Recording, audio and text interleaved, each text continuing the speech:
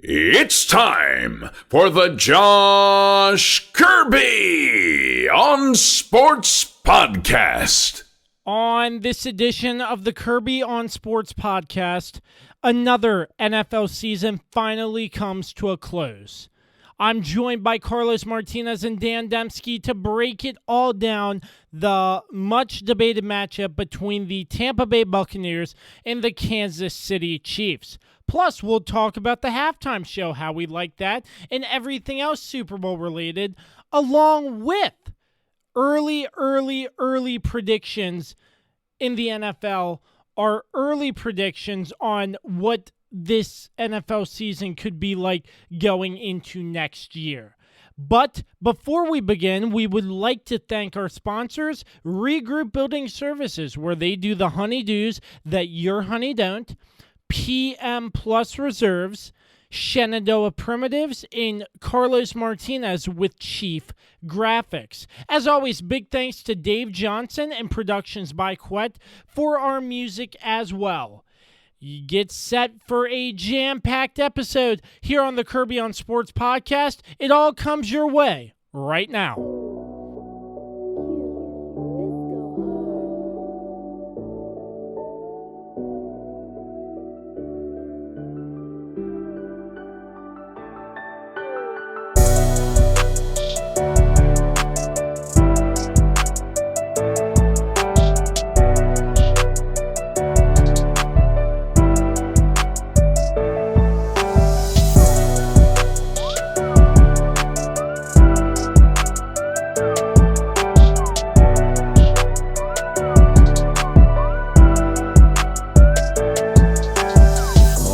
I'm glad you connected. This is Dave Johnson, voice of the Washington Wizards. You have connected to the right place because you are listening to my man, Josh Kirby on Sports Podcast. All right, welcome back to another edition of the Kirby on Sports Podcast. This one is a jam-packed episode. I have with me my guys, Dan Dembski and Carlos Martinez, as always. But before we begin, we're sponsored by Regroup Building Services, PM Plus Reserves, Shenandoah Primitives, and Chief Graphics. Thanks, as always, to our contributors as well, Dave Johnson and Productions by Quet for the music as well. Gentlemen, it's been a crazy, wild football season, but it's officially over with the Tampa Bay Buccaneers defeating the Kansas City Chiefs in what some would say a very stunning fashion by the final score of 31-3. Excuse me. Wait, let me check that. That was 9. Yeah, 31-9. I'm sorry. Oh, why did I say 3? But I couldn't believe it. But anyways, my guys with me, Dan Dembski and Carlos Martinez. How are we feeling, guys? Feeling shocked still about that game, honestly. It was very disappointing for sure. As far as the Chiefs are concerned now, the Buccaneers had the perfect game plan, and we're going to dive into that. But other than that, man, doing okay. Feeling good, man. Sad that the season's over, but hopefully we can create some greatness further down the line. Oh, yes. Thank you, because I'm depressed. I am depressed. Football is over. And what else is there? We just got to find creative ways to continue doing what we do best. But football season is over. It's been a wild ride. But Carlos, you bet some money on this game, I heard. Didn't pan out too well. No, I bet $40 on like 2 prop bets and then on the Chiefs to win, and none of them hit. So I lost 40. I had a chance to win like over $2,000. I lost $40. It was not a good night. Yeah. I actually almost hit because I had Shaquille Barrett getting the first sack, and on the first drive, he actually almost got to Patrick Mahomes, but then, of course, Patrick Mahomes got away, and I was like, damn it. So. I mean, where to start on this game? We just have to unpack it all, because first and foremost, this game was an absolute shock. In our pregame show on Facebook Live, we all picked Kansas City to win. And obviously that didn't happen. We all And picked them to win, and we also all picked them to at least score a touchdown. there was no Yeah. touchdown. Yeah. They scored no touchdowns. So me and my buddies were doing a mini prop bet just between us, like no FanDuel or anything like that. And I picked one of the props being over 6.5 touchdowns would be scored Yeah. because I thought the Chiefs would play 10 times better than what they played in this Super Bowl. Mhm. And it was very surprising. But first and foremost, the Buccaneers, from the opening kick all the way to confetti drop, like Nate Burleson said, they came ready to play. They Yeah. had one goal in mind, and that was to win a Lombardi trophy, and that's what they did. Yeah, they were locked in from the start. I was impressed with just how the Bucs came out and, scored early on and really kept the pressure on. Actually, for the first couple drives, there really wasn't much going on, and I thought, okay, this is the kind of game I expect where both teams punted. And I think it was the second drive for the Bucs where they scored the first points. And they No, did it was their third. third The Third, first yeah. two drives they punted, yeah. Yeah. And then after that, they found all the momentum, and that was that. So it was just surprising. I was really surprised at how the Chiefs got away from the run, and I mentioned this in the pregame, so early on, or they just weren't consistent with it. And I feel like they were just too predictable. I mean, Tampa's defense was ready for Patrick Mahomes to drop back and throw the football and apply pressure just about every time. I mean, he dropped back 49 times, which is just insane. And Tampa's defense was, to their credit, they knew what was coming almost.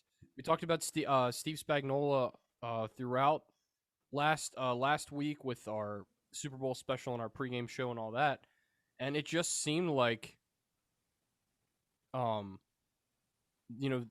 knew what was coming, or he prepared for Patrick Mahomes. And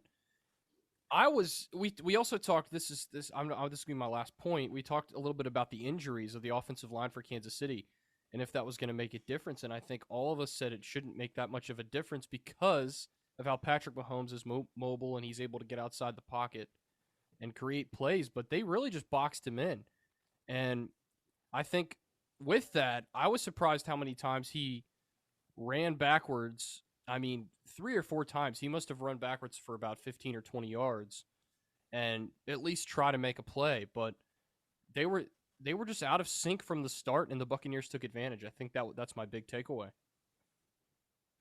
Mahomes in that game, he scrambled for nearly 500 yards before passing the football in this Super Bowl. That's the most pre-throw, pre-sack yards by any quarterback in any game of the 2020 season, according to radio.com. That's huge. I mean, I wasn't expecting that. 100%. Patrick Mahomes looked like he was on fire this season. And I mean, credit to the Bucs defense. They came and they fought and they prepared. Yeah. Yeah, I mean, this was one of those, again, we all thought that this Super Bowl was going to be a lot better than what it ended up being.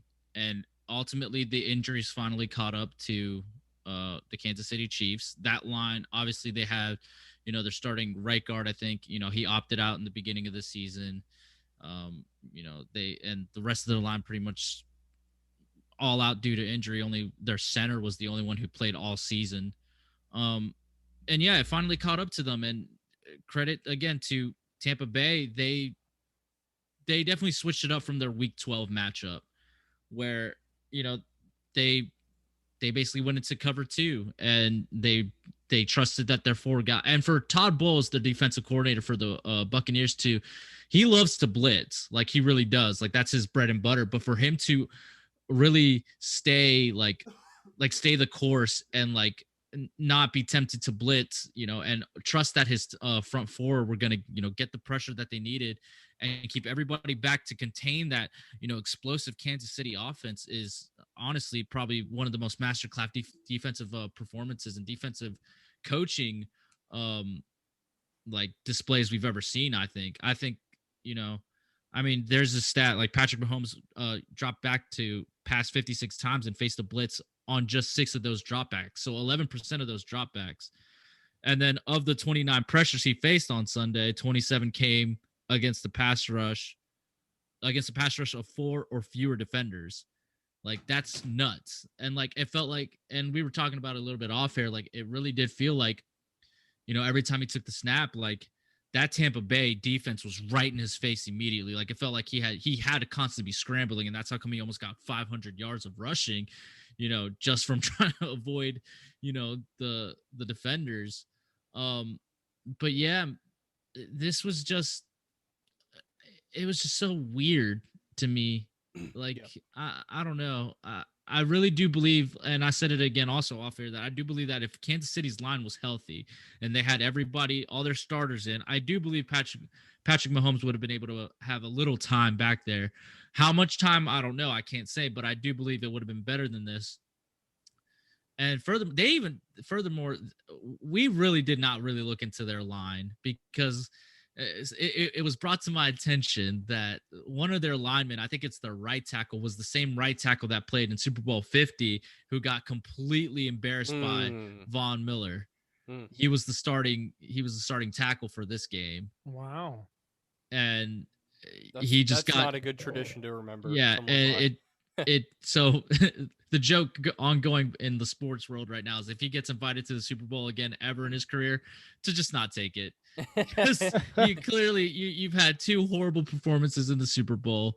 At this point, just don't show up. But yeah, I mean, really, that's the storyline of this game, is how great that Tampa Bay defense played and really shut down that explosive Kansas City offense, and the fact that they held them to no touchdowns. That's absolutely huge, because going into this game, I didn't think the Bucs defense would be able to.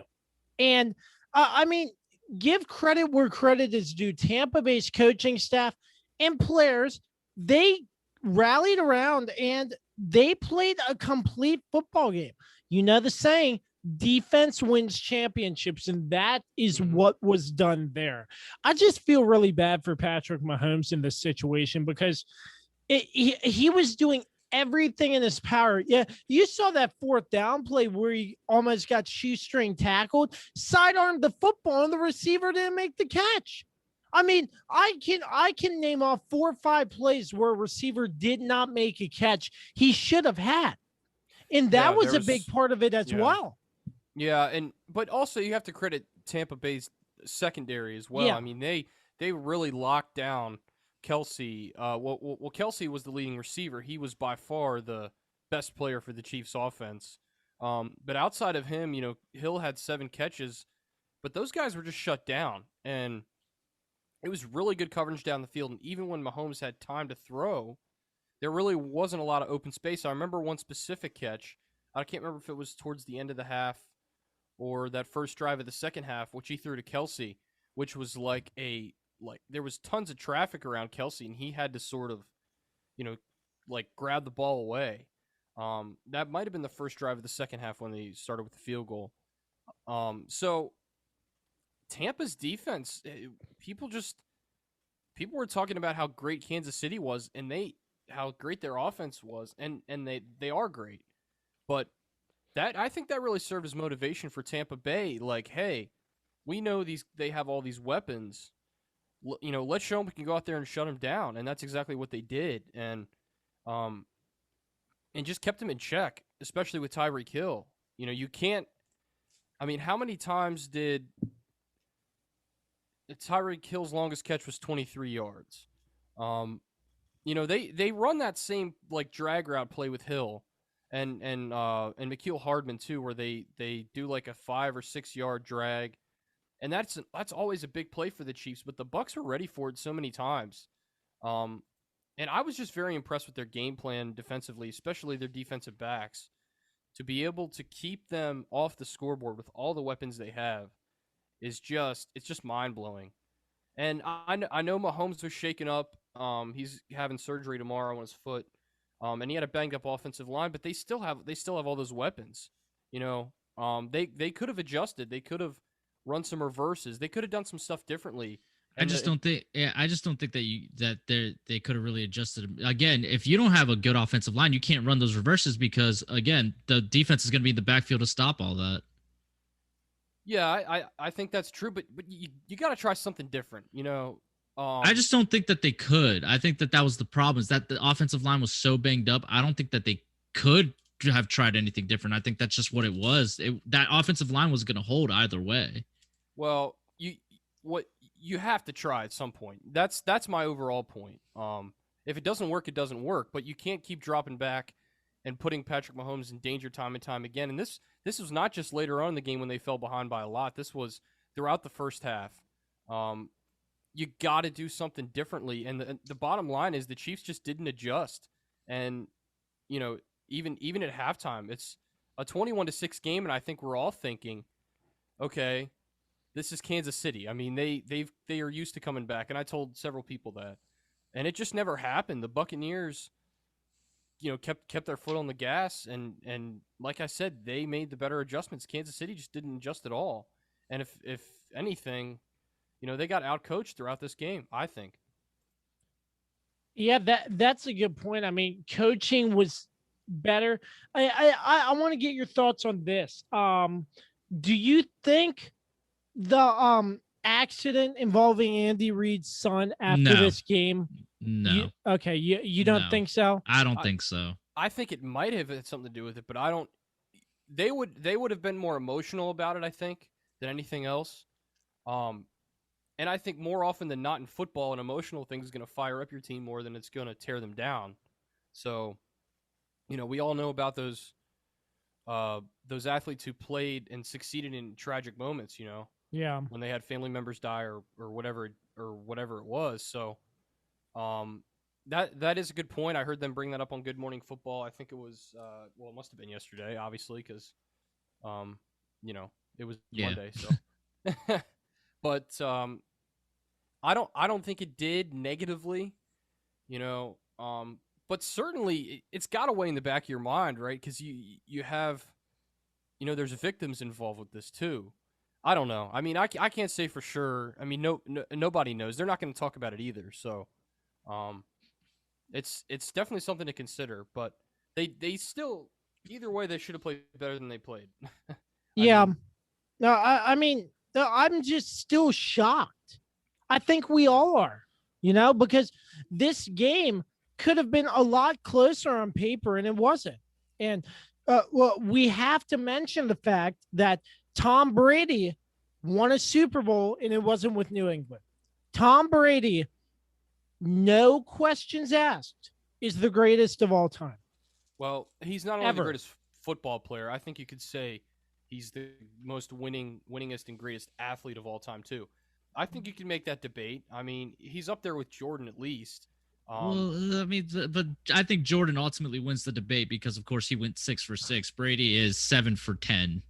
So in all, basketball's a different game than football, though. I mean, you know, yeah. I mean, obviously, and to have a dynasty in football to me is more difficult than it is in basketball. I agree with that. I don't know. I mean, yeah. maybe not now, because now. No. It's still hard. Not now. Yeah.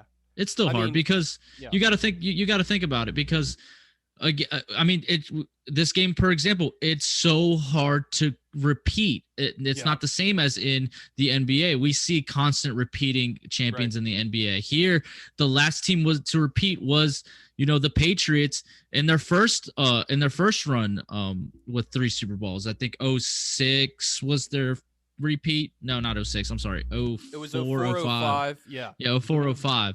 When they won in Jacksonville against the Eagles. Right.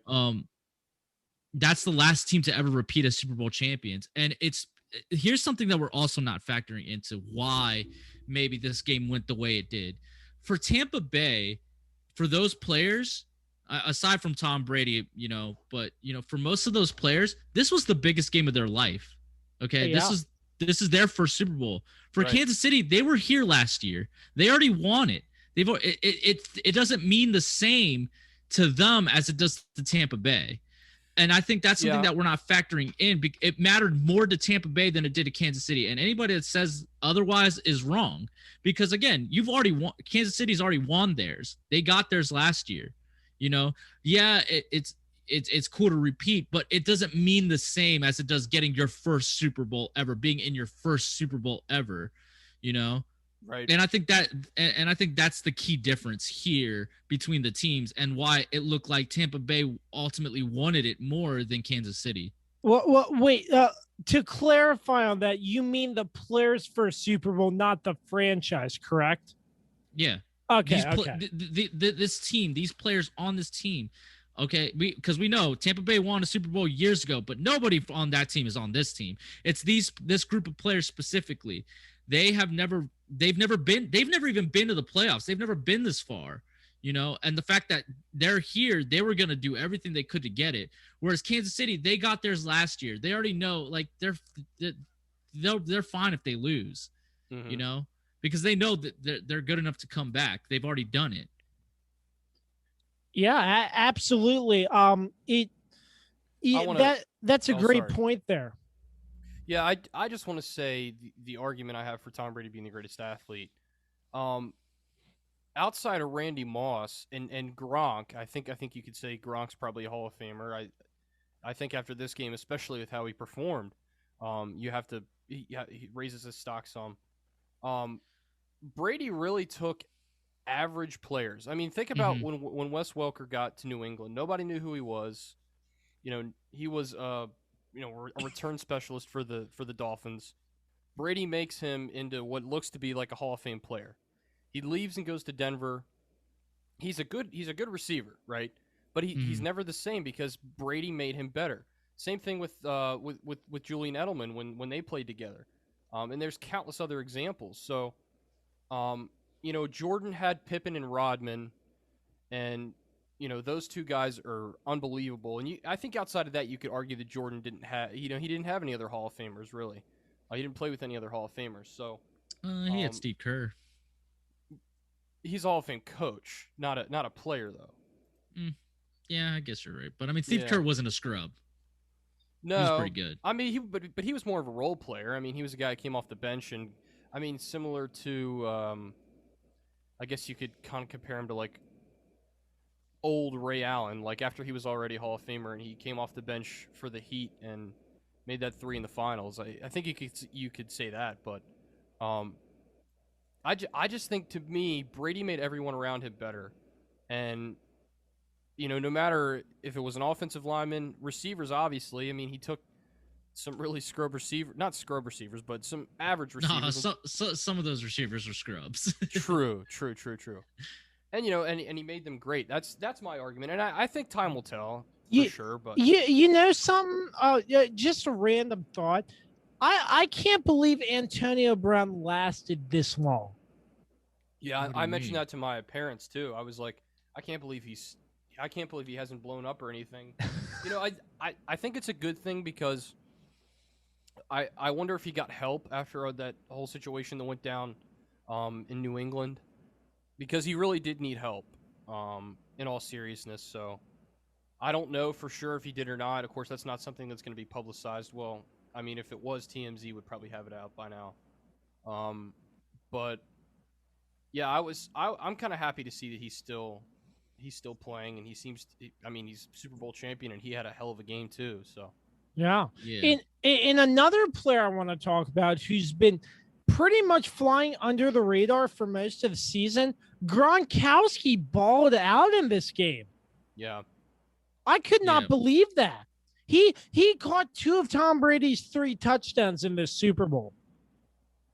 They had that connection. I mean, they had it for years in New England, and it really it did take them a long time to build that trust back up again, because obviously Gronkowski was retired, quote unquote, for a season, even though he was pretty busy, and and doing WWE events and stuff like that. But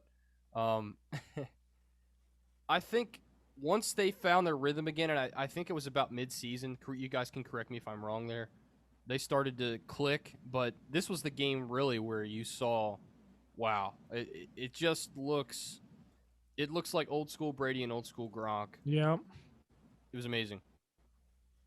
Class by the New England Patriots for tweeting about Tom Brady afterwards. I mean, how could they not? I mean, come on, he won. It was great. 6.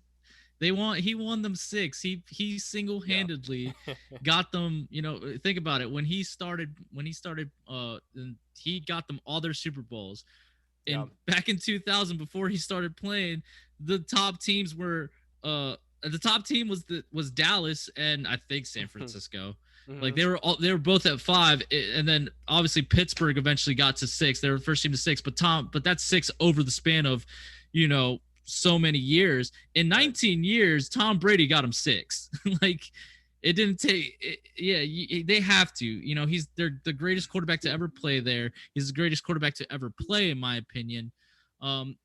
He's not there's a difference between the most talented and then the best to do it. I think, because I think everybody can easily say Aaron Rodgers is the most talented quarterback. Patrick Mahomes is a very talented quarterback, and I think he surpasses Aaron Rodgers in my opinion.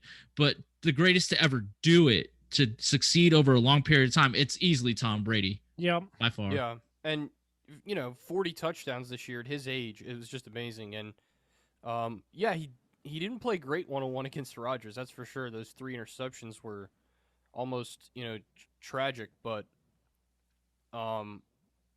you can also make an argument that, throughout his, I mean, if you're going to be a dynasty, you have to be good on both sides of the ball. There's no doubt about that. No one player can make it in the NFL. So New England always had really solid defenses, especially like Carlos was talking about, that 2007 team that lost to the Giants. I mean, they were loaded on defense. They had several Hall of Fame players on that defense, as well as Brady on the other side. So this was kind of the case here, but I think the difference to me is Brady played better in this Super Bowl than he's played in other ones. And I think that was kind of part of his criticism a little bit, especially here in the last few Super Bowls he's been in, that he hasn't played the greatest. But he definitely was the best player in this game, no doubt. Oh, yeah. Yeah, I mean, I think there were other players for Tampa Bay who did well too, but Tom Brady was just part of it. I mean, Tom Brady was completions, 200 yards and 3 touchdowns, no picks. I mean, by far the most impressive stat line, and he was on fire. So, I mean, I think there's been better. I think his best performance was, I mean, obviously we always go back to the Atlanta Super Bowl, but of course, I see what you're saying. That you're saying from start to finish, it was a great overall performance. Yeah. Whereas in the Atlanta Super Bowl, he started off really bad. But I really think that it was the Seattle Super Bowl 49. I think that was one of his most complete, best performances. But I do think that this one is up there with that one, because he just surgically just picked apart this defense, and it really felt like, I mean, there was the one pick that got waved off because of the holding penalty, I think it was. But I mean, ultimately, it was a pretty flawless performance by Brady, honestly. So yeah, I agree with Dan. This is definitely one of his most complete performances in the Super Bowl. Yeah, I agree with that. I mean, I agree that Pats Falcons is definitely number one. That's his greatest. That's his greatest performance, because from start to finish, it was just dominance in this game. That was the bottom line. Yeah. I think that's one of his greatest Super Bowl moments because of what happened. But from start to finish, it was not his best performance until halftime. Right. So let me give you a funny fact here, guys. LaShawn McCoy last season won a Super Bowl with Kansas City. This year, he won a Super Bowl with Tampa Bay. In either of those Super Bowls, he did not play a single snap. Congrats. I mean, I just thought that was cool. Sports Center put that out on Facebook.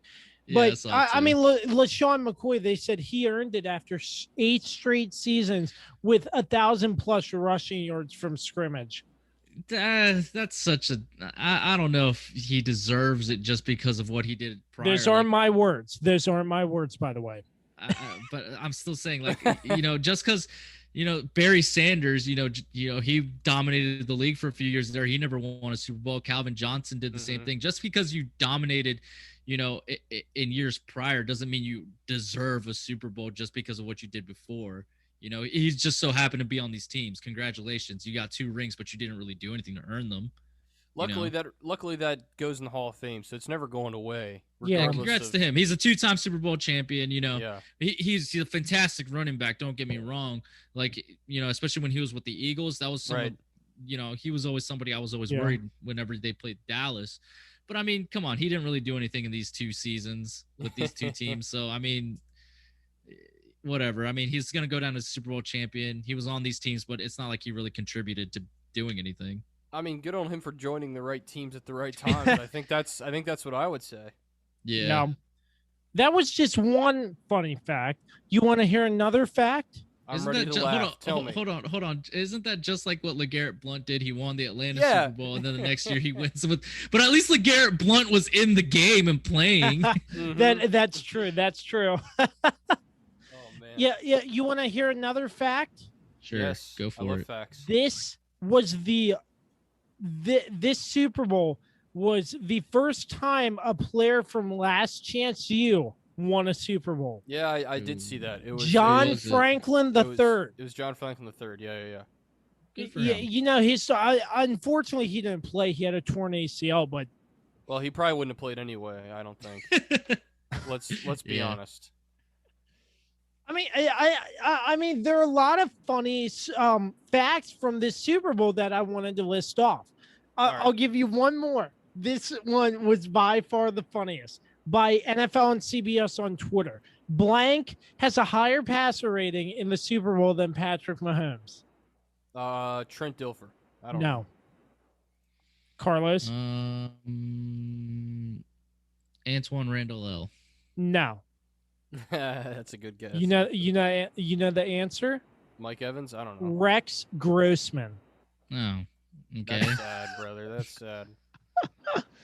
I saw that stat and I was like, my goodness. First like and how you're- foremost, I didn't even remember Rex Grossman even being in a Super Bowl. Yeah, against the Colts, and I think Yeah, it it was was 2006. I mean, 2006, I was yeah. like, wow. Miami. That was the reigning one, and that's the one that the first kick Devin Hester took all the way to the house. Yeah, Yeah. it was like culture shock. I was like, wait, he played in a Super Bowl? So, I mean, there's funny facts that are just being tweeted out, Facebooked out during the Super Bowl. I just thought it was hilarious, you know? Well, let's not get it twisted here. Rex Grossman isn't the reason why the Bears went to the Super Bowl that year. That year, Oh my gosh. that Chicago defense was lights out. And Devin Hester too. I mean, he won them. He single-handedly got them points a lot of times. Yeah. Oh, yeah. Yeah. And don't so- disrespect him, Kirby. He was your quarterback for a while. Yeah, y'all always sign the wash-up quarterbacks. You got Rex Grossman, then Donovan McNabb. Bro, you guys. You guys terrible traded at Jason evaluating Campbell talent. for Donovan McNabb. That's Hey. right. Hey, but I mean, all in all, Changes the subject. we never even touched on the fact that this game was played in Tampa Bay in this episode, and at the Because end we of the touched on game, it. We touched on it enough in the pregame. Why do we have to Yeah, touch we- on it again? We did talk about it because the twice. cannons fired after they won. This was considered Congratulations. a neutral site game, but I'm sure they they had that had- rigged for either team. I mean, they would have Yeah. done it if Kansas City had won too. Honestly, I'm was it the cannons or was it just fireworks? sure. I think it was the cannons. No, they can't. I thought they agreed they weren't going to fire the cannons. Why would they fire the cannons? Oh, they fire the cannons during halftime. And somebody said that if Tampa Bay wins, those cannons are going off since they're Okay. playing at home. Cool. You know, so and let's dive into this really quick. How do we like the weekend? He was okay. Why is there so much hate for that performance? Somebody please explain it to me. Well, I'm not hating on it. I was just no. asking. I'm saying in general. Like, I'm not saying you or him. I'm just asking, like, why is because it seems like the general consensus is that the show sucked. Me personally, I thought it was all right. I didn't think it was that bad. I've seen it was worse. a good show. I really think it was a good show. The mirror room was interesting. I will say something was weird with the sound, and it definitely wasn't his fault. But to me, it sounded like his mic was turned down or something weird at times. So that's the one thing I would say, but that's not his fault, obviously.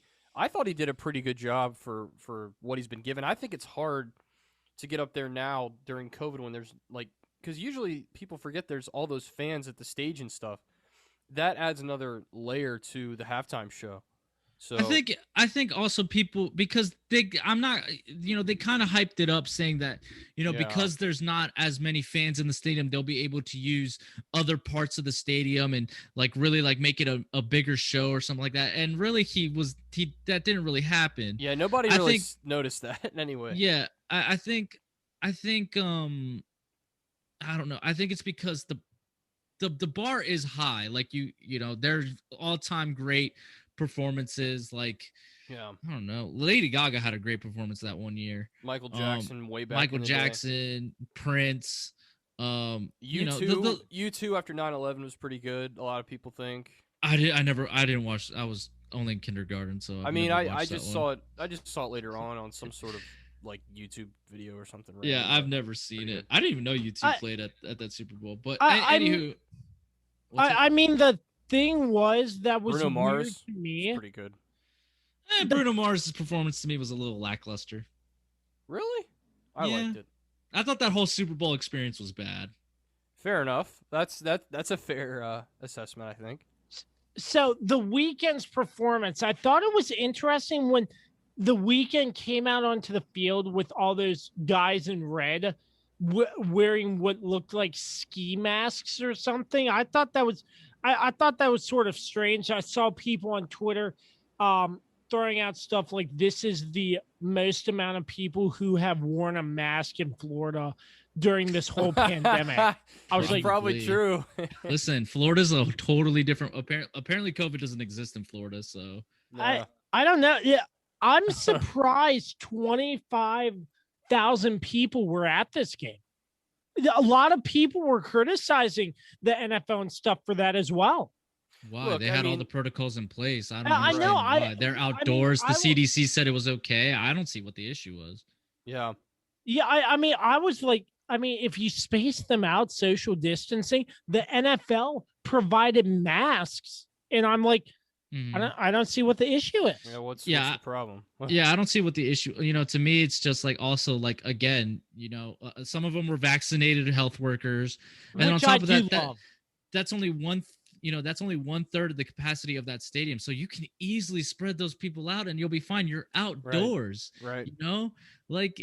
People just need to shut up sometimes. I understand we're in a pandemic. I understand, yes, social distancing, masks, but come on, this.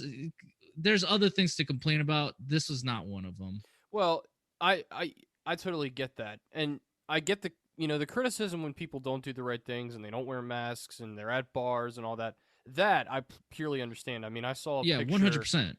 I saw a video. I don't know if you guys saw it. It was the streets of Tampa, and it was just it was like COVID never existed. Yeah. So we said, in Florida, it doesn't exist. they don't take it seriously in Florida at all. True. But yeah. But the NFL did all the right things here, like you guys both said. They supplied masks. I would assume their temperatures were taken. Those can't be, temperature guns can't be, something that costs a lot of money. You can get them at any drugstore or anything, and I'm sure they had people taking people's temperatures. Obviously, you can't test people because it takes a couple days. Did they have to test beforehand? Does anybody know that if these fans ever had to test? Let me I don't real quick. I do not believe so. I don't think they had to. I think obviously there were checkpoints at the front gate and stuff like that, but I don't think they had to test negative. I'm sure our statistician Dan will get right on that, but this just goes back to the NFL. You're putting together a successful season. I think people are just they just want to find. I mean, don't get me wrong. This season didn't necessarily go without its bumps and bruises, but like Mhm. ultimately, I mean, they did it. We got through the season. We didn't have to add any extra weeks. We're at the Super Bowl. Let's celebrate that we got to one of the biggest moments in the calendar year. Yeah, Yeah, absolutely. Couldn't agree more with that. I couldn't. I don't have any stats, but from what these stories are, I mean, it's more talking about the Super Bowl celebrations than the actual Super Bowl itself. And I did see that they were going to allow fans outside the stadium too, so I'm almost certain that a lot of those people didn't wear masks because, like you said, Carlos, it doesn't exist in Florida. So, I'm sure that's a big concern. And look, I think health experts say 1 to 2 weeks after an event like this, we'll see the residual effects. So I mean, that's not something we're gonna really know immediately. It's gonna take some time to see. Okay, and especially looking at that county in that area, like, did their numbers surge up? So I would imagine they are, but yeah. All in all, guys, how would you rate that? Like, how would you rate that experience? The commercials. We didn't even talk about commercials. I mean, there were some decent commercials, but with COVID, I don't think it was that great. There was probably like two really good commercials. There was probably like one great commercial, and then there was like two like good ones, and the rest were just like eh. And there was a lot of regular commercials in there too. I don't know if you guys noticed. I watched too much damn TV, and I'm like, oh, I've seen that commercial before, and I'm like, God, I really need to do some other stuff. Yeah, it was. When you got the big, like the big dogs or whatever that do Super Bowl commercials, like Budweiser and Bud Light and Coca-Cola all pulling out saying they're not going to make commercials this year. And then on top of that, when also the movie industry, obviously we're still trying to figure all that stuff out. So we're not getting like trailers for new movies and stuff like that. The commercials were just never going to really be that great. So yeah, like I won't lie, the commercials were a little lackluster. I think ultimately M&M's won, with their whole "I'm not going to eat your friend again." Okay, one more time, and locks the car. I thought that one was hilarious. That one was good. There was a lot of there was several of those healthcare type of commercials with the healthcare heroes. I thought those were good. I'm trying to think if there's any other one. The weirdest one for me, I can't remember what company it was. It was a small company. It was just some guy in like a field playing it looked like an organ or like a keyboard or something. Did you guys see that one? It was really, really weird, and I didn't know what it was for. Wow. And I was just straight up confused. So I have to see if I can find that one, and I'll see. Did you see the Mountain Dew commercial where you could tweet the amount of bottles that were shown? Oh, with John the commercial. Cena the John Cena one. Did anybody get it right? I tweeted 3 times. I don't think I got it right. But I was hoping to win some money and or some Mountain Dew out of that. That would have been really cool. Money and or Mountain Dew. I mean, you'd rather have the money, but if the Mountain Dew comes with it, it's whatever. Oh yeah, but did you see the pregame show where they actually had an actor play Vince Lombardi? Yeah. I didn't see that. I didn't see that. That was right before. Oh, no, wait. I did. Yeah. Yeah, they showed it at kickoff or like right before kickoff, and then they also showed it again like later on during the game. I was surprised how realistic it looked. I mean, it looked really good. Yeah, it was like you can tell that's Vince Lombardi right there. Mm-hmm. And don't go that far. You can't. No, come on, Kirby. With the brown sports coat and the hat, that's a Lombardi thing. So that doesn't mean that's Vince Lombardi. No, come on, man. We all knew Kirby bringing up the conspiracy. He's back. Oh my God, he's been hiding in Cuba all this time. He's Elvis like Tupac. Elvis and Tupac. Oh, good grief! That's not what I meant, and you know it. I know. Kirby, we just love giving you a hard time, buddy. Yeah, but other than that, I don't think there's much else to touch on in this Super Bowl except we're all shocked, we're all surprised, and Tampa Bay won a Super Bowl at home. Playoff Lenny, man. Playoff Lenny. Yeah, I was about to say, Lenny. we didn't even talk about Leonard Fournette. We didn't talk about the fact that Le'Veon Bell did he even make an appearance in this game? No, he didn't even have any. Didn't even have any numbers at all. It's crazy. You see, that's so incredible to me. Like, how do you have one of the best running backs and not use him? Yeah, and they only gave Edwards-Helaire the ball 9 times, which is insane too. Yeah, I mean, it'll be interesting to see how next year's gonna go, especially if we are like, we have most of the pandemic behind us. And we'll be, players aren't gonna have to feel like they need to opt out. A lot more of the population gets vaccinated and everything. It'll be very interesting to see how Kansas City rebounds.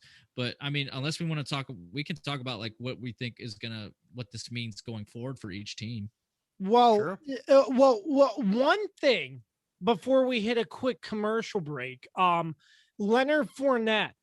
I remember when he was in Jacksonville and he got injured like week 1 or week 2.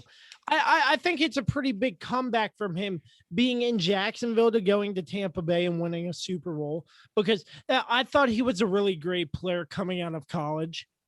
Yeah, but not only being injured, think about it. He got cut by the Jacksonville Jaguars. Like, they let him go. And the fact that, and this is like the biggest, and think about it, he was the reason why Jacksonville even was in that AFC Championship game, a few years back, where they like narrowly lost to Tom Brady's Patriots. But yeah, man, it's good for Leonard Fournette. I'm glad that his career's back on the right track, because honestly, he's a super talented running back. I agree. But yeah. Yeah, I mean, he just kind of had the short end of the stick there as far as getting injured, and they really did him dirty. And this was definitely maybe not I wouldn't say revenge, but a chance for a sweet comeback. And it was definitely a fuck you to the Jacksonville Jaguars. Oh yeah, for sure. I mean, especially when you stay in Florida too, you're just like, yeah, I'm just gonna go down the road here a little bit and join. He joined a fantastically talented team already. So, but yeah, I mean, he's been fantastic all season when they've needed him to be, and he was on Sunday. So I'm really happy for him. It's very well deserved. For sure. Yeah, me too. Do we want to talk about the penalties at all? Well, I mean, we could I mean, some people are there are those people who are like, oh, the refs love Tom Brady. Oh, Tom Brady paid the refs right before the game. Yeah. That happens in every game. Tom Brady. I saw some weak calls. I agree. Yeah. I saw some weak calls. I'll say that. But I mean, this officiating crew was a crew that was picked in their track record this past season. I think there was a stat like they called the most penalties out of any crew in the NFL. Mm-hmm. I'm not going to quote myself on that, but I think I heard something about that. In some people I heard say, oh, this is going to be a highly penalized game and all this and all that. But I mean, I did see some soft penalties.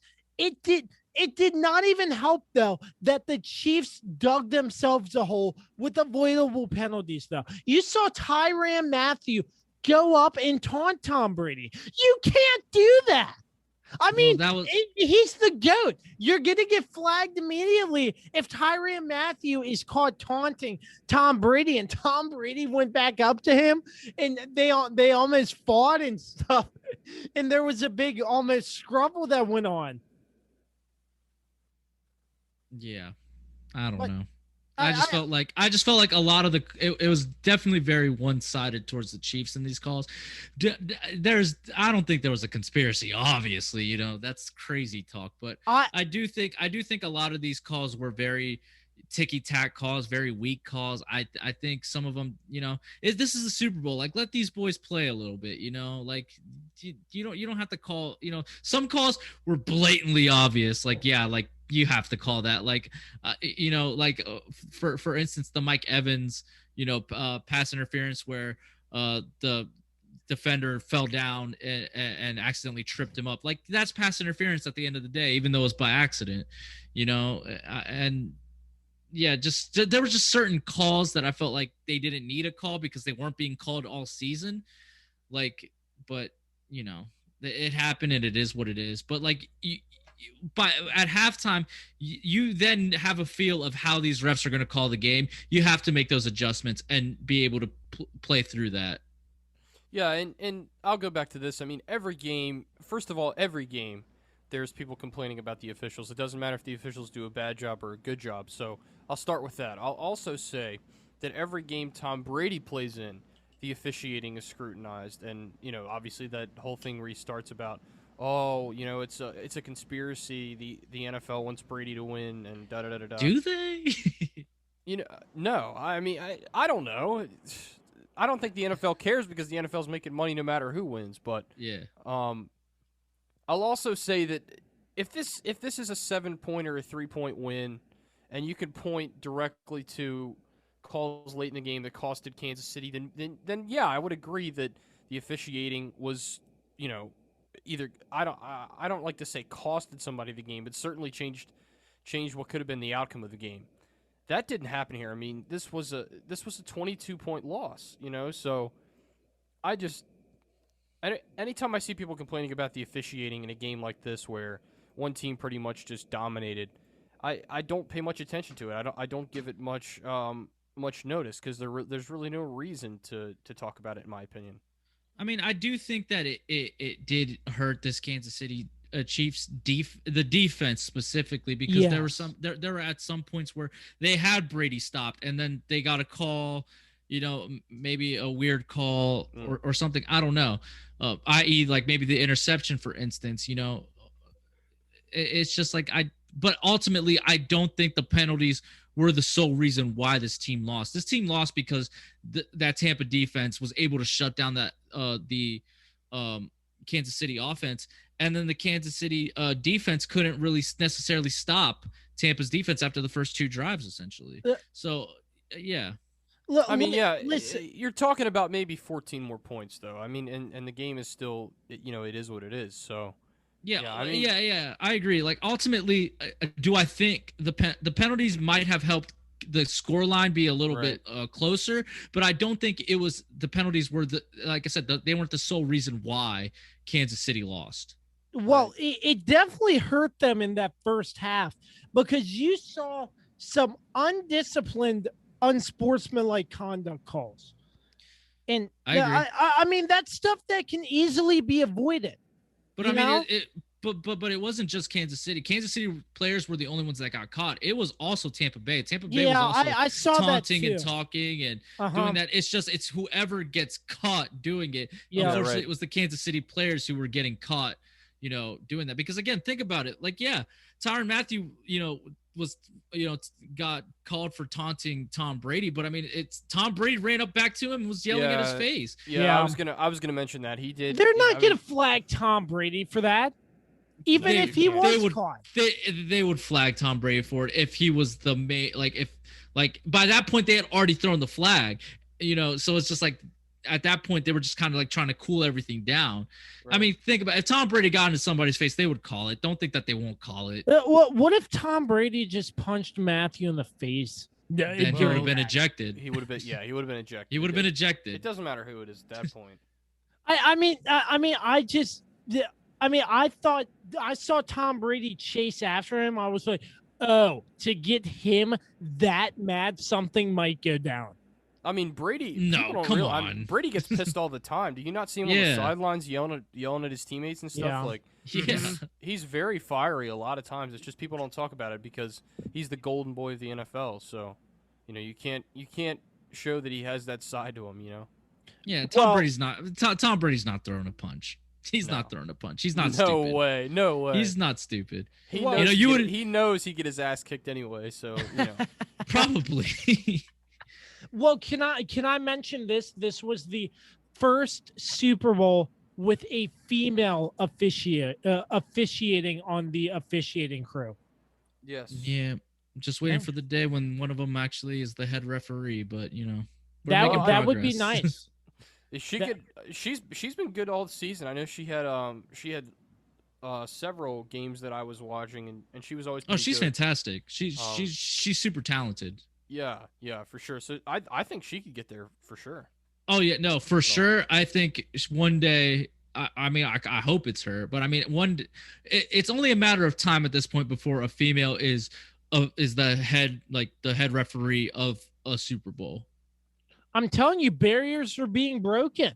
You saw that there was a woman as one of the coaches for Tampa Bay. I can't recall her name right now. Last year was also San Francisco had a woman on their sideline. sideline. Yeah, that is true. And I mean, the Washington football team.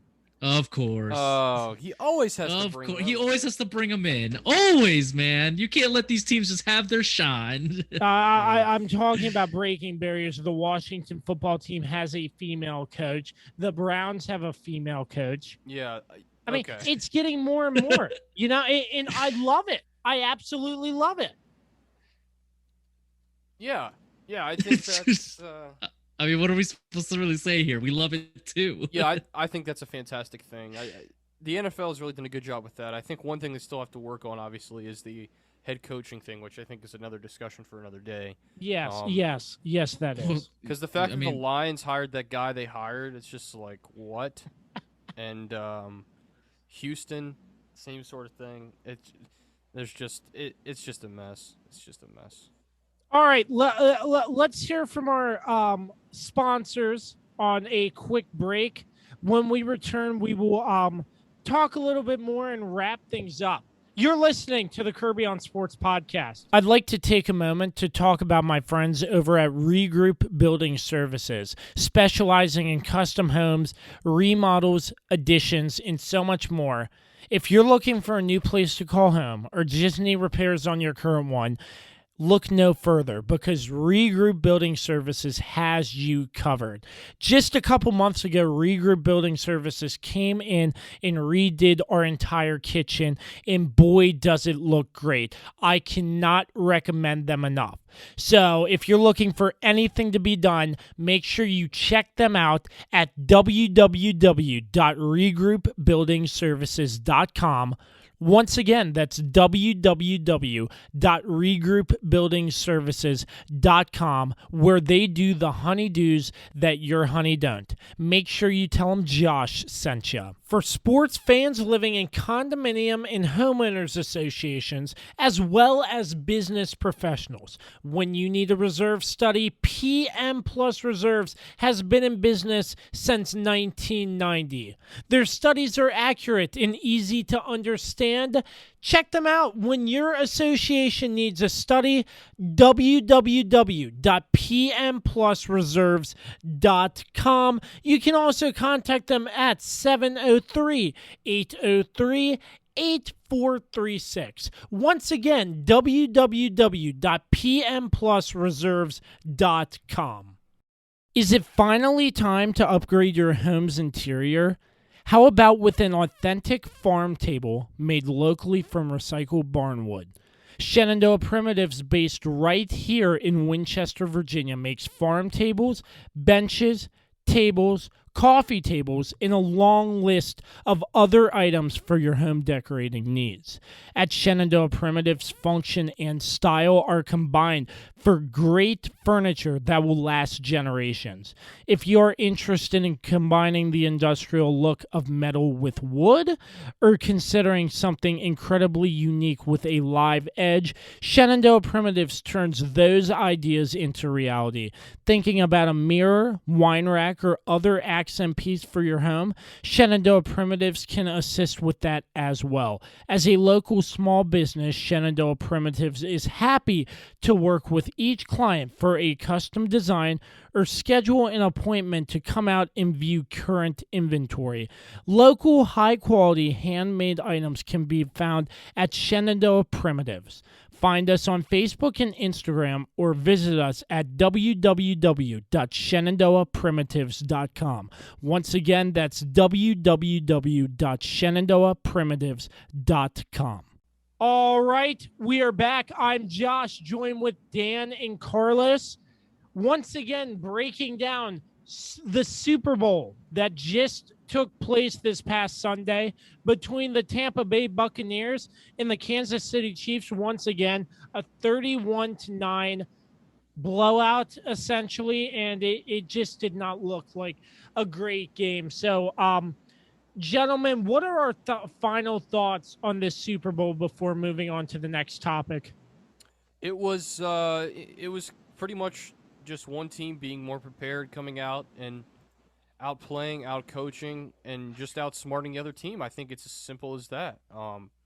That's how I would describe this game. And it was I saw today, and this is sort of a sidebar, that this was a lot lower viewership than I think CBS was expecting, but supposedly it said it was lower than they were expecting, but they were expecting it, and I was like, wait, what? Which doesn't make a damn bit of sense. But No. I just say at the end of this, bravo to the NFL for making this season happen and for making the Super Bowl happen. I think it was a big thing, and most definitely people appreciate it all across all over the world, especially in the United States. So hats off to the NFL. I forgot to congratulate Tony Romo for making it to his second Super Bowl ever. Dude, stop. You've already said that. You said that twice already. That joke was used back when he made that one Super Bowl. Okay, like you can't reuse a joke. Like think of something more clever than that. Yeah, Kirk Cousins unfortunately never found one either. So at least somebody from one of our teams is getting there. Right, exactly. Dan's the only team that's recently won it. Yeah, that is true. Carlos, what are your final thoughts on this Super Bowl? I thought, my final thoughts are, it was a very lackluster performance by Kansas City, albeit, there was plenty of injuries that definitely hurt the team. This just further solidified Brady's claim to being the GOAT. I hate this argument that's going on about retiring number 12 all around the league. I think that's stupid. I think obviously New England should retire the number. Jeez. Tampa Bay, I don't think is going to retire the number because obviously, I don't think they're going to retire the number. But I think, this definitely solidified Brady as the GOAT even more. I think he was already the GOAT from the Atlanta Super Bowl. But I do believe I'm not worried about, Patrick Mahomes and the Chiefs. They're going to be fine. They'll be back. They'll be healthy next year. Hopefully, they can get back here. But I think my final thoughts are that Tampa Bay defense was super underrated. Nobody saw this coming. And I think this is going to be a big thing for them going forward. Yeah, and I think one more thing is that, people say defense doesn't matter in the NFL. Well, this game proved that it really does matter, and defense can still win championships. So, I think that still stands true. It was true 50 years ago, and it's true now. So, yeah, agreed 100%. I really think this game shocked a lot of people. Probably made FanDuel and DraftKings and all those other sports books a ton of money. Yeah, a lot of money was towards the Chiefs, and a lot of people lost a lot of money. Yeah, so I assume FanDuel and DraftKings are very happy, but I mean the Chiefs just could not get it done. Their offensive line wasn't protecting Patrick Mahomes, and Tampa Bay played a complete football game from start to finish. So hats off to them. The Tampa Bay Buccaneers are the Super Bowl champions for this season, which leads us directly into our next topic of discussion. Early predictions for super early predictions for next season. Where do we see these two teams come next season? These are early, so there's no right or wrong. It's just our opinion here. Well, the Cowboys are going to win. I'm kidding. Oh, yeah. Oh, yeah. How about the Cowboys? Yeah. No, between these two teams to start. Well, there's a lot of talk of Tampa Bay having the easier path next year to get back to this game. I just don't think that's true because there's one team that everybody's forgetting about, and that is the San Francisco 49ers getting everybody back next year. Yep. You got to think they lost everybody pretty much in like week 2. They lost Bosa. They pretty much lost that whole defensive line. Richard Sherman was never healthy throughout the season. Jimmy G was hurt. So was Kittle. They had the season from hell, basically, this season. And they're going to come back healthy, and I think they're going to be the force to reckon with. You still got Aaron Rodgers out there. We'll see if Green Bay finally decides to sell out and, try to win one with him, get him some weapons, get him something, and then on top of that, we'll see if maybe I mean, I hate. I don't like doing this because of course I know my team, but we'll see if maybe Dallas can get their shit together and maybe make at least a decent run for once, which I don't foresee happening. At least win the division this year or next year. Yeah, without a losing record, hopefully with a winning record. And yeah, there's question marks with the say. I think Tampa Bay has the clearest path to win their division because obviously, we got Drew Brees leaving, or Drew Brees isn't officially retired yet, but the thought is he's going to retire. Right. So Jameis Winston's going to probably take over that team. You got a little bit of confusion going on in Carolina as to whether they're going to trade for Deshaun Watson or not. And do they believe in Teddy Bridgewater? And then who's the other team there? It's Tampa. I don't remember who the other team is in the South. Atlanta. Oh, Atlanta. Yeah, Atlanta. Yeah, and then, Atlanta's Atlanta. They got a new coach. They've got all that going on, but Matt Ryan is, he's a little washed up. Julio can't really stay healthy for too long. So I think for them, they have the clearest path to win the division. Can they make it to the Super Bowl? I think there's some challenges that people aren't talking about in the way of Tampa. For Kansas City, it's just a matter of they need to be able to keep their line healthy, and they need to be able to. Hopefully, this doesn't weigh on them too much. This was a bad day at the office. They need to be able to shake it off and try to make a play for it next year. But they got a lot. The AFC's loaded. They got Cleveland on the rise. You got Buffalo. Making huge strides, and like they beat Buffalo, but they barely beat Cleveland. You got, can Indianapolis figure out their quarterback situation? I think Indianapolis is one piece away. They just need a good quarterback, and they'll be in contention. And then you got, I think ultimately it'll be tough for both these teams to get back here and have a rematch next year, but I wouldn't put it out of the question. That's a good point. Yeah, I'll touch on your point, Carlos. Kansas City needs to keep their line healthy, and Patrick Mahomes needs to focus on recovering his foot and getting prepared for next season. Because I do think confidently, I will say this with confidence, that Kansas City can have another electric regular season, but it comes down to putting in the work in the off season. And they'll put in the work. I have no doubt in my mind that they'll put in the work. Yeah, but I mean, a lot of chips have to fall, and there could be that unforeseen circumstances that anything can happen. These are why these are called early predictions. One team I forgot to mention in my little rant there is also you still got Lamar Jackson and the Ravens out there. We'll see how they improve going forward. The Ravens need to get over the hump. They got over a tiny hill beating Tampa Bay. The Ravens have to get over the hump and play good playoff football. Do you mean they beat Tennessee? Yes, Tennessee. I was like, wait, Tampa Bay, they're in the other conference. Tennessee. Tennessee. Yeah, they need to get over the hump, and they need to play playoff football consistently. There needs to be consistency, and the Ravens can do it. And I mean, Lamar can do it, even though he's an untraditional style quarterback, but he can do it. Yeah, I'll say this. I mean, we talked a lot about Patrick Mahomes and the injuries on their offensive line. The Ravens had a ton of injuries on the offensive line too, and the Ravens had a season from hell. Yeah, if you watch that game against Buffalo, I mean, the center couldn't even snap the football right. I mean, the ball was in the ground, and Lamar had to. It was just everything that could go wrong for that offensive line went wrong, especially in the playoffs. So, I think once they get healthy,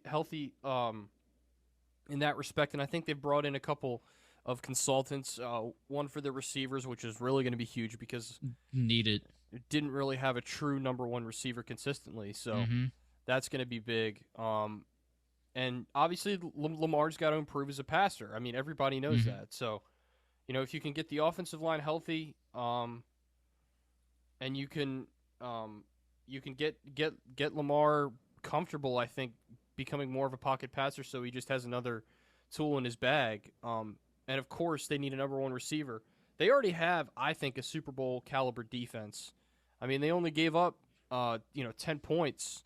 Well, I guess it was, I guess they only gave up one touchdown to Buffalo technically, because the other touchdown was a pick six. Interception, yeah. Right. So, they have a Super Bowl caliber defense if they can bring them back. I really think they'll be a team to watch out for. And obviously, as Carlos mentioned, Cleveland on the AFC side, they're really on the up and coming, and they were just, a couple plays away. I mean, they really should have beaten Chad Henne. There's no reason why they should have lost to Chad Henne, but that's the genius of Andy Reid and that play calling late in that game that won it for Kansas City. I think other teams in the AFC, I agree with Indy. I think they were on the cusp this year, and they were highly underrated for most of the season. Nobody was talking about them, and even in the playoffs, they really were just a couple plays away from beating Buffalo. I think Kansas City's definitely the team to beat in the AFC. They just definitely health is going to be a big thing next year for them, because like Carlos said, I mean, we all saw what happened with San Francisco this year. Coming off the Super Bowl hangover, and they had a ton of injuries, and that just derailed their season before it really even got going. So if Kansas City can stay healthy, I do think they'll be back, and I think the NFC is more interesting. I think it's a lot more open, just because we're seeing a turning of the pages. We're seeing Drew Brees go away. We know how good Green Bay is, but we know that they just can't seem to get over that NFC Championship game.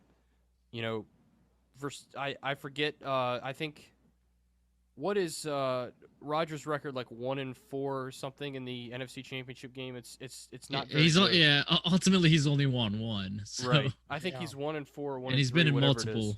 Yeah. Right.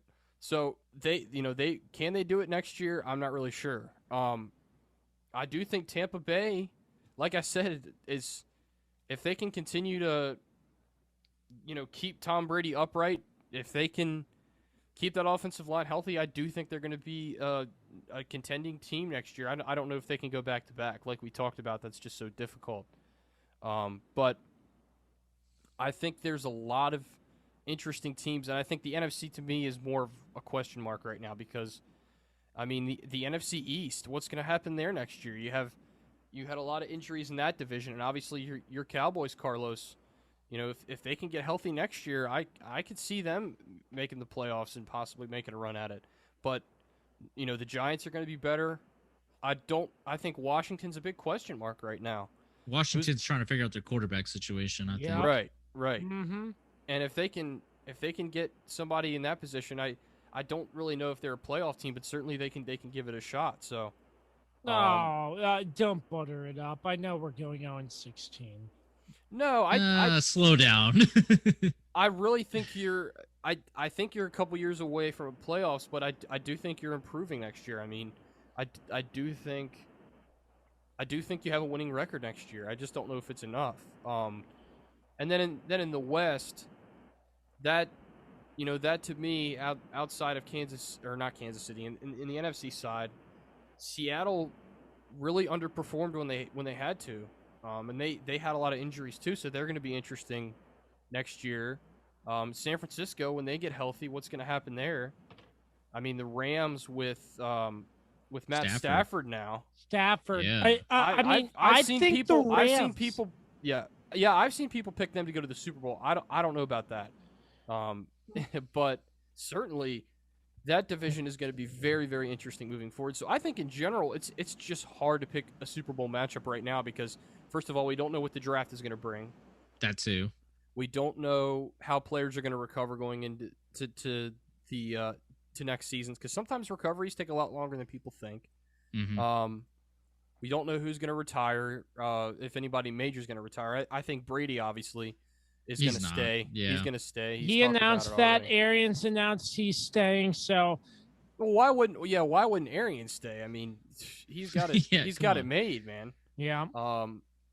So I just think there's a lot of questions, and in 2 months we're going to have a lot more answers as to, okay, who do we have as a preseason favorite? And then obviously as we get into the summer, we can start to sort of whittle that down more. So I really to answer a long rant, I can't really answer your question. I don't know.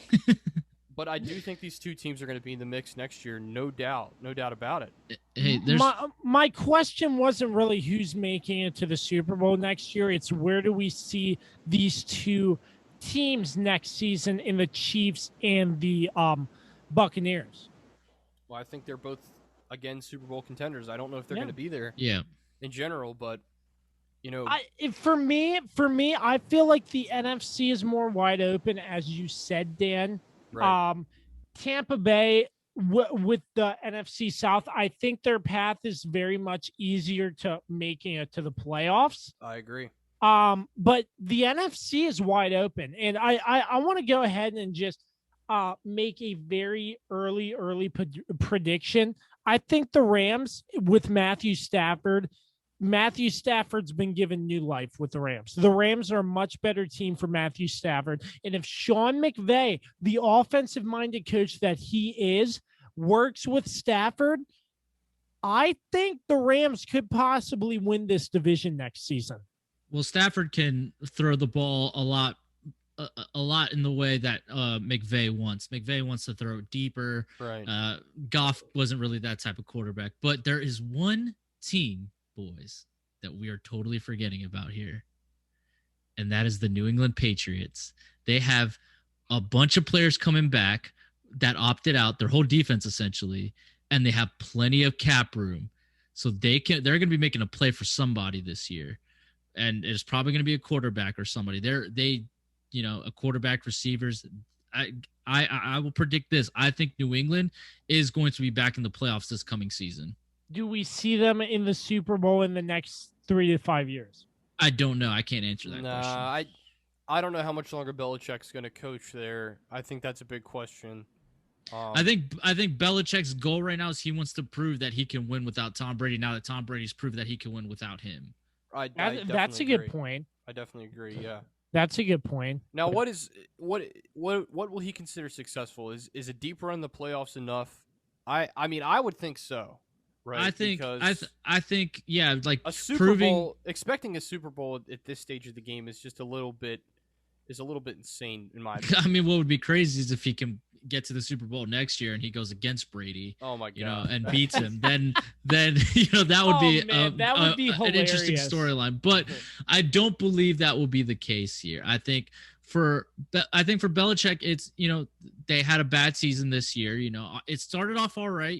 Cam Newton looked good, and then Cam Newton just forgot how to throw. The Cam Newton experiment didn't work, so now they're back to square one trying to figure out their quarterback situation. I think if they can get the right quarterback in place, because it's clear, it takes a Tom Brady type quarterback to be able to really succeed in New England. Under Belichick, because Belichick just expects so much, I think, I don't know, man. I lost my train of thought. I'm not going to lie to you guys. Well, I mean, there are a lot of storylines that could come into next season. I'm excited already. The NFL next year is going to be so much fun because of, just because of all these moves and moves still to come. We still haven't figured out where Deshaun Watson's going to go, if he's going to even go anywhere. We still got the draft. We got Trevor Lawrence coming in. We got all this stuff happening. The NFL is going to be a lot of fun next season. Here's another team that I think's flying below the radar and could be not a Super Bowl contender, but a wild card team, is the Vegas Raiders.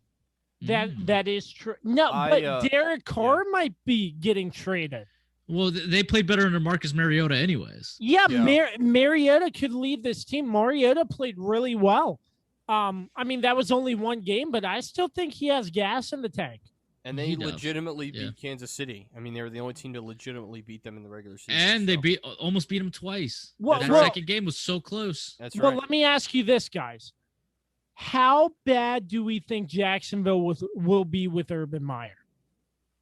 How bad? I don't think they can really get any worse than what they are. That's a good point. I don't think. Do we see Urban Meyer succeeding? No. Or why not? Going down. I think he can succeed in the NFL. No, why not? Because it correlates to me Nick Saban and his stint in the NFL. Saban is a different type of coach compared to Urban Meyer. Saban is more of, it seems like Saban's more controlling, whereas Urban Meyer's not. We've already seen every program he's gone to, the players just run roughshod outside of the outside of playing football. Yeah, we saw it at Florida, we saw it at Ohio State. I think, and when you're in the NFL, you don't want that controlling type of coach like Saban is. You want a guy who treats these guys like grown men and is like, hey, like outside of this, that's on you. But in here, you follow my rules basically. Yeah, absolutely. At least he can't get in trouble with the NCAA. So that's a positive thing about him coaching in the NFL now. Yeah. I don't like Urban Meyer. That's just I just think he's a shady character. I've never really liked him that much. So, I mean, from a football perspective, no personal feelings involved here. Are you really thinking that he's not going to succeed at all? I mean, I think this season's going to be rough. I don't know long term. But I mean, he's also been away from the game for a couple years now.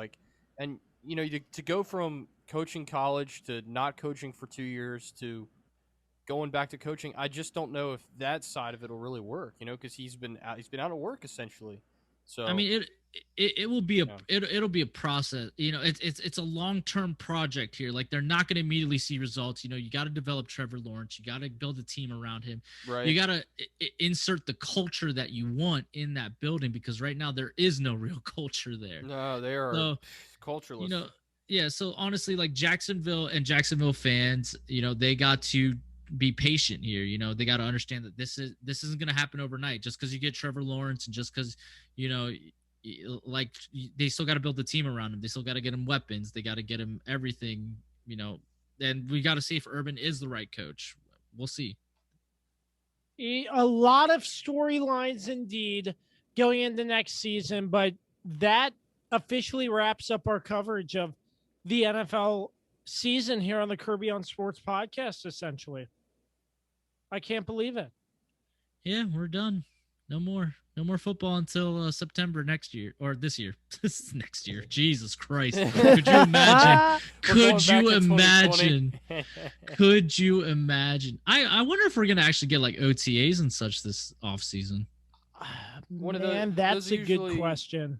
When does all that stuff start? Like July usually, right? That like is a good question. May, June, July is typically when OTAs and all that shit starts. Training camp is July. Training camp's July, right. Yeah, July going into August. I wonder if we're gonna get a preseason this year. It'll be interesting. All up in the air. Who knows? I don't know. I think they should cut the preseason back anyway. But I mean, we kind of saw that they kind of preseason to 2 games. But we saw. Yeah. But we saw they kind of do need it, because we saw how kind of rough that first part of the season was. I'd like 2 preseason games. I mean, that's bound to happen when you're used to playing preseason games and all of a sudden you're not. I mean, I think if you changed it to where, to where there weren't preseason games, then all of a sudden, in a couple, 2 or 3 years, teams would be conditioned and be 100% ready for the season. Obviously, as a part of that, the off-season stuff really was not really there. So a lot of teams and players had to sort of make their own off-season workouts and things like that. So that added another layer too. Mm-hmm. And that's where I think you saw another layer to the not being prepared. And yeah, I mean, if they go back to this system of an off-season where there's no like preseason or whatever, I think obviously the teams have done it once before, so now they have all the systems in place. We've gone through a whole season. I think they're going to be better. They're better equipped this go around than they were obviously last year, because last year was all on the fly. Yeah, absolutely. Once again, a lot of storylines that we just don't have the answer to right now, but a whole lot of great thoughts on what could or could not happen in the next season for the NFL. But Dan, first and foremost, buddy, it's been a pleasure riding with you. I can't wait to keep on creating greatness with you, brother. Thanks for this whole football season, man. It's been a lot of fun. We've had a lot of good laughs, talked a lot of good football, and I've enjoyed every minute of it. So I'd like to thank you for having me on continuously and allowing me to contribute. And as you would say, create greatness. That's what it's all about.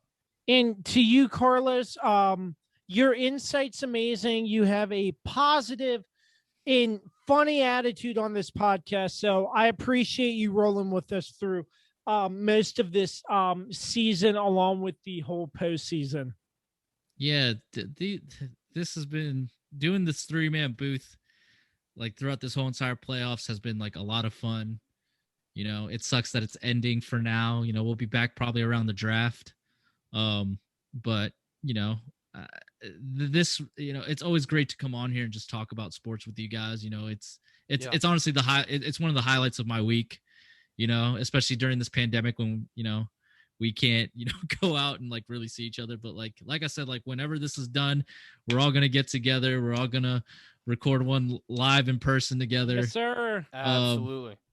And, you know, and toast to good business. And, Well, you know, and Carlos, yeah, I also want to thank Carlos too, because when we started doing the 3-man booth, I didn't know how it was going to go, and me you know, either.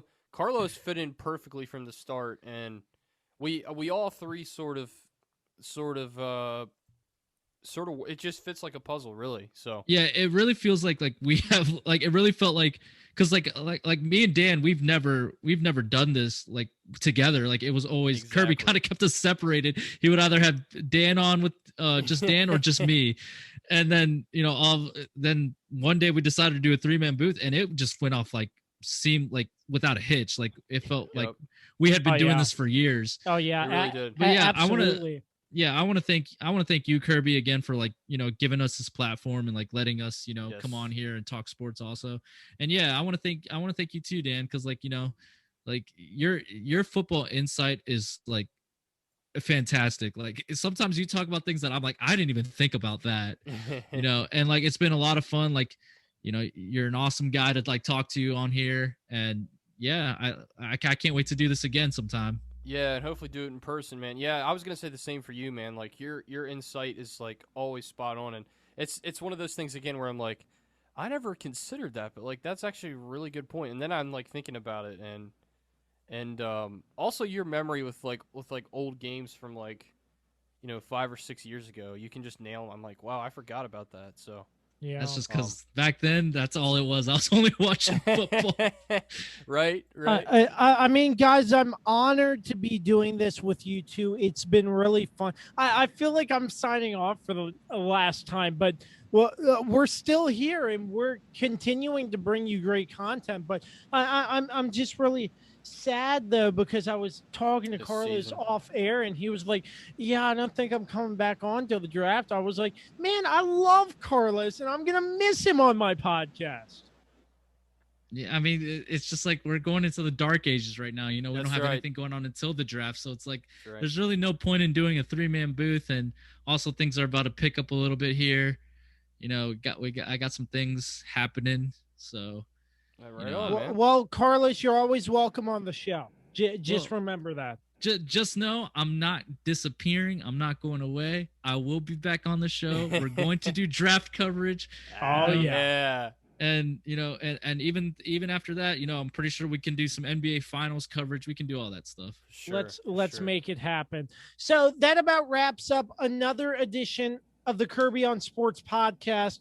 Once again, huge thanks to our sponsors throughout the entire football season, keeping us going. Regroup Building Services, where we do the honeydews that your honey don't.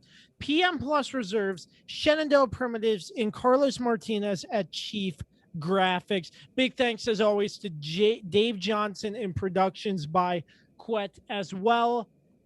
For one final time, for just a while, for Dan Dembski and Carlos Martinez, I'm Josh Kirby.